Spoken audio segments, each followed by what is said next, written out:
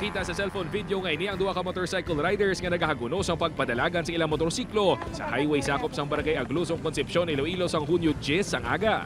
Gilayon ini nga ginreport sa kapulisan sang ginrespondihan na tumod nga mga minor de edad ang duha ka riders. Wala pa sang suksok nga safety gears ka nga isang helmet kag nagapalumba sa dalan, apisar nga may iban pa nga mga motorista nga nagalabay.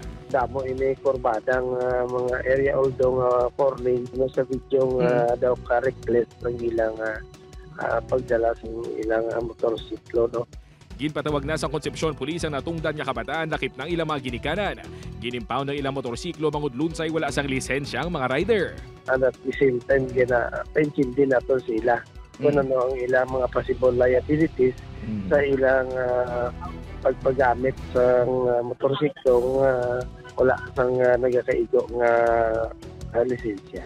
Gin-turnover na sa ilang ginikanan ang duha ka minor de edad. Sa damlag lang may ginalikar drug race nga nakuhaan man sa video sa banwas ang Santa Barbara. Ginakalarma na sa Iloilo Police Provincial Office ang nagadamo nga aksidente sa din imbulbado ang mga minor.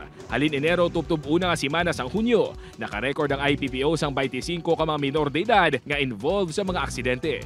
Bangod sini nagmandong pamunuan sang IPPO sa mga chief of police nga hugot kay ipatuman ng traffic laws. I-intensified man ang aton nga monitoring sa mga nag-organize ni ka mga drag race or karira sa mga uma-uma nila ginakandak ni.